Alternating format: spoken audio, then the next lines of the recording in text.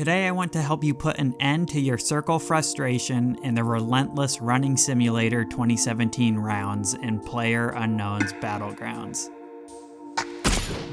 Knocked out, one on the left in the trees.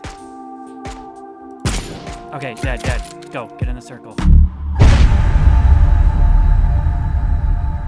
We are back with another doozy of a video for you guys. I did quite a bit of reading surrounding the circle and everyone's strategies / frustrations dealing with it when I made that previous video about the damage increase. Many people are upset about the RNG aspect of the game, and it led me to wonder what are some of the tips or strategies for making this a non-issue. Because when I first started playing PUBG, I got so upset at the blue circle. It kept robbing me of otherwise fun rounds, but as time went on, I've learned a few things that helped me deal with it. Well, after making the previous video, I attempted to find someone talking specifically about time management in PUBG or ways of dealing with an even more threatening circle or minimizing the RNG aspect of the play zone. And straight up honestly, I didn't have much luck finding anything, so I decided to compile all my thoughts and what worked for me, along with collecting another chunk of data and present it all to you guys. This video is all about the circle and time management in PUBG, and while they are two different subjects, I think they go hand in hand and will kind of flow back and forth between thoughts. Now, the first thing I can say is you need to shift your mindset on what PUBG is or how you play it. A round of PUBG is a start to finish adventure, and while most of us see it as a loot to find the very best gear and then kill everyone game,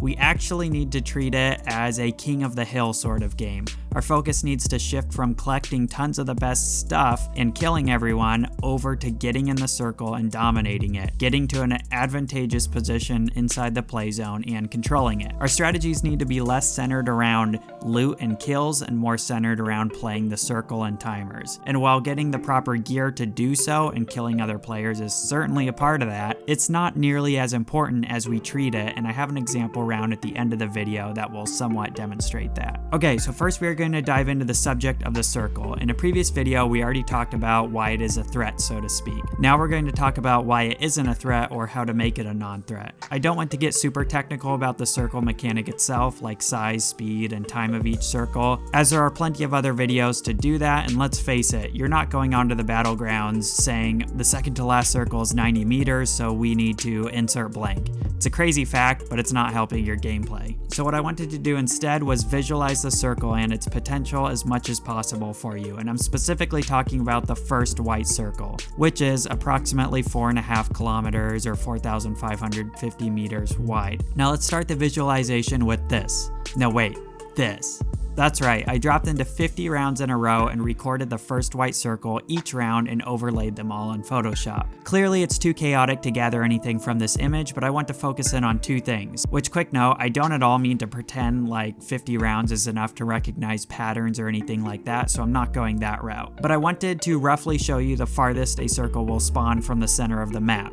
The farthest edge of the map circle I remember playing had 1 kilometer or 1,000 meters outside of the map. So 3.5 kilometers visible on the map and the rest sticking off the edge of the square map. I vividly remember it because there were 2 separate airdrops on the very edge of the map in the water. During my 50 recorded drop-ins, I only had this happen once, and then going on, I only had 2 circles that had a decent chunk outside the map, if not quite a kilometer. And then finally, only 15 out of the 50 circles had a little bit sticking outside of the map. That's 30% of the circles, so the remaining 70% of the white circle spawns were completely inside the map, mostly or completely over land. Now I wanted to show you that because knowing a circle can have up to 1,000 meters outside the map, leaving around 3.5 kilometers inside the map, means every circle that spawns will be touching or completely surrounding this white box. This white box is 3.5 kilometers from the edge of the map. Now an exception would be if a circle spawns with 1 kilometer outside the map near one of the corners, but in 50 spawns I never had this happen at all.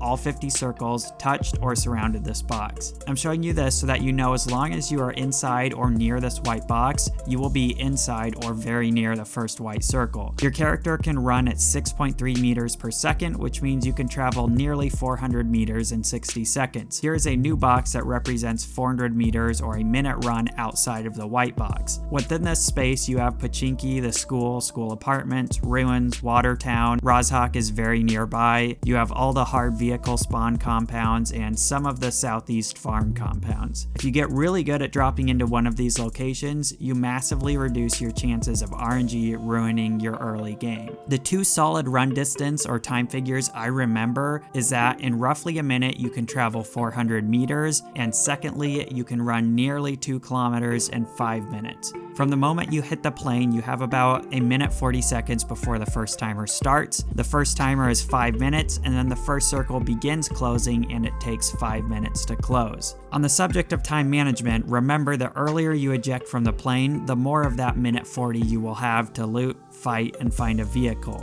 Every second counts, so try to pick your favorite drop location that's earliest along the flight path to buy you that extra time. But if the circle pops up here and you dropped into Milton Nuke, with a distance of 2 kilometers between you and the safe zone, you will want to start running at or before the circle begins closing. Remember, you can run roughly 2 kilometers in 5 minutes, so it'll take you the entire circle constriction time to run that. Of course, if you play your cards right, you will acquire a vehicle, and that's what we're going to talk about next. I think we can all agree that the number one way to avoid running across the map to bad circle RNG, or conversely buying you the most amount of time to loot, is by acquiring a vehicle. If you want to talk about actually making it to late game and having the most options open to you as possible, finding a vehicle has to be one of your highest priorities. If you're in squads, designate someone to get a vehicle. Say you jump at school apartments. Have one person land directly on a vehicle north along the road and bring it over to the apartments. If you're solo, you have to do a little bit of on-the-fly adjustment. If other people are dropping into your location, it might be most important to go for a gun and kill them, then grab a vehicle. But however you do it, you need to center your plan around coming out with a vehicle, sometimes a boat. Probably one of the better strategies you can do, and this is a strategy for late game, going for the win, is parachuting far outside of the flight path to a location with high vehicle spawns. Immediately take a vehicle and drive even farther away from the flight path to a high loot location. Spend some time looting and then ride the safest edge you can find of the first 3 circles. So the edge that is shallowest or farthest from the flight path, or is farthest from high population areas like the school, Pachinki, George Pool, etc. Then on the 4th circle, push into a defensible position near the center,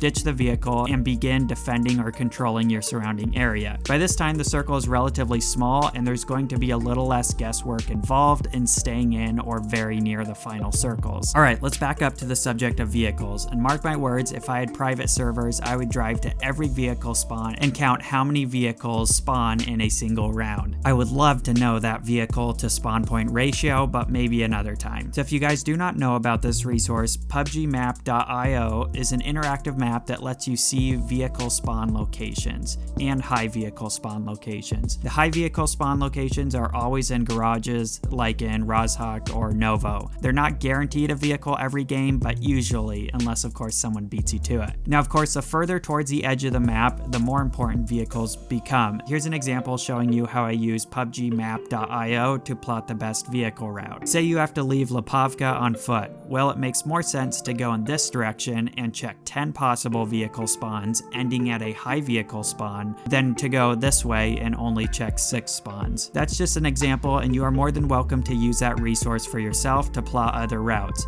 If you or someone in your squad has a second monitor, it's not a bad idea to leave that map up on your screen while you play. That way, if you're parachuting out towards Novo or Zarki, you know exactly where each person should dive to check a vehicle spawn. As I start wrapping this up, I just want to reiterate that you need to shift your mindset from looting and killing to getting to the play zone and controlling it. So when you're in the final circles, you've long ditched your vehicle and the next circle pops up all the way across the play zone from you, it's important to immediately put a plan into motion that will get you into that play zone before it's too late. Start at the blue wall closest to you and clear your way all the way into the white zone. This way you know your backs should be clear. Be very careful what fights you pick at this point with other players. It's often more beneficial to remain unnoticed and get into the circle than to open fire immediately on everything that moves. I die to the late blue zone far more than I should because I'm prioritizing killing or fights over staying unnoticed and getting inside or controlling the circle. Alright, so I thought I'd close this out with a little challenge to exercise the idea that looting is not near important as we think. So for this, I decided to try try a loot one house challenge where I drop in and can only loot one house in the entire game. Now, I can loot other players that I kill, but I wanted to show that the period we spend at the beginning going through building after building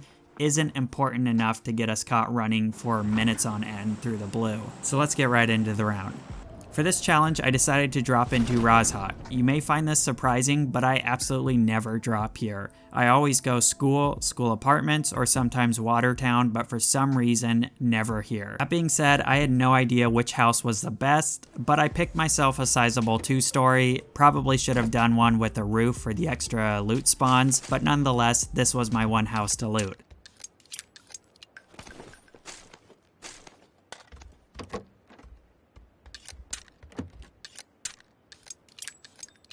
At first, I was surprisingly impressed by my house's loot. I came out with a full set of armor, backpack, some essential meds, proceeded to get plenty of accessories, but by the end, I realized there was a problem. I don't have a weapon. I mean, sure, a handgun, but I have way too horrible of aim to make this useful. Nonetheless, I proceeded with the challenge. After my one house of loot, I proceed to the controlling the battlefield stage. Immediately, I check for a vehicle, noticing a boat out back. Once on the roof, I check the first circle, and it's perfect. When and if needed, I can take the boat straight up the river and into the circle. Again, because I don't have tunnel vision focused on looting, I can spend time getting into these more advantageous positions. I spot an enemy through a window just down the row of houses from me and move in hoping to catch him off guard. I'm going to need every advantage I can fighting with a pistol. I'm not sure if he spotted me at this point, so I square up ready to fight.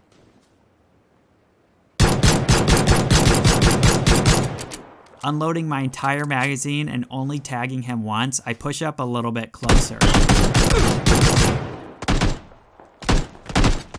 Here's where things get annoying. I'm not running on a supercomputer, so for some reason the footage for the next 30 seconds or so completely dropped from the file, which is too bad because this was my real highlight from the round. But as you can see, I just pulled up the menu. What I did was equip the flashbang and throw it, so I had every little advantage I could. Then I pushed up to the wall he was at. The flashbang didn't work at all. It was chaotic. I was aggressive, and in that chaos, he shot the wall quite a bit and was too close to the wall, so he shot straight up into the air. In the end, I ended up securing the kill with my 1911. That's where the footage picks back up. I grabbed all of his loot as quick as possible and retreated to a safe position to sort it. As you can see, just like that, I went from nothing to having a level 2 vest, more meds, and an AKM with an 8x scope. Again, no looting buildings, so I'm right back to staying in control of the area and securing my route to the circle. I hear this guy picking a fight with someone else and decide to push him, hoping to catch him off guard. Once I spot him in the tower, I equip the 8x, aiming to get a few headshots, but then he rotates towards me and I re-equip the holo and push up.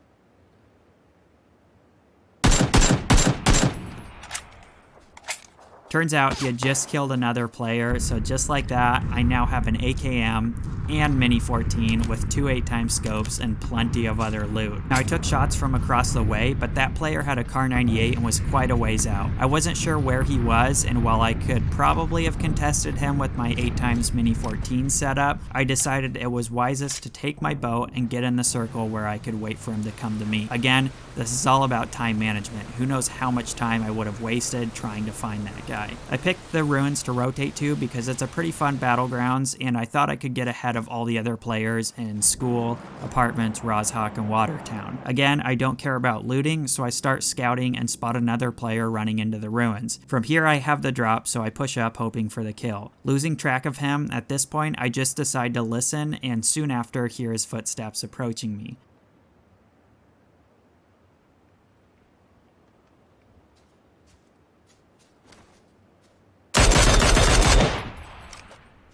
So if anything, I hope you're seeing how valuable it is to just stay on your feet and vigilant. I spent a few seconds looting one house, and moments later I'm fully kitted, in the circle with a vehicle, and have 3 kills. And then that happened. Yeah, I should have saw that coming, but the red zone is a whole other subject. And this didn't really detract from my point I'm trying to make in this video. If you want me to complete the one house challenge, I'd be more than happy to do it until I win for you guys. But this was literally my very first attempt. I didn't try it until it played out perfectly. I just wanted to illustrate my point at the end of the video. Again, by absolutely no means am I trying to suggest that looting just one house or not looting at all is the best strategy. I just want you guys to stress less about getting that 10+ minutes of looting time in and focus more on using your time efficiently and effectively. I honestly find the more I care less about loot, the better I've been doing.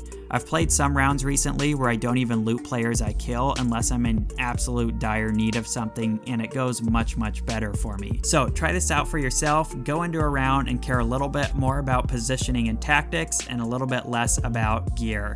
Let me know if you guys have any other time management tips to add to this, if these are similar strategies to how you play, or if this is something new, if it's working out for you. I would love to hear what you guys think. I know this is kind of a strange video, but I really love just like hashing out my thoughts like this and sharing it with you guys. If you nerd out about this kind of stuff too, make sure to hit that like button. I have 2 videos lined up that I'm really excited to share with you guys, so until then, I will see you guys on the Battlegrounds.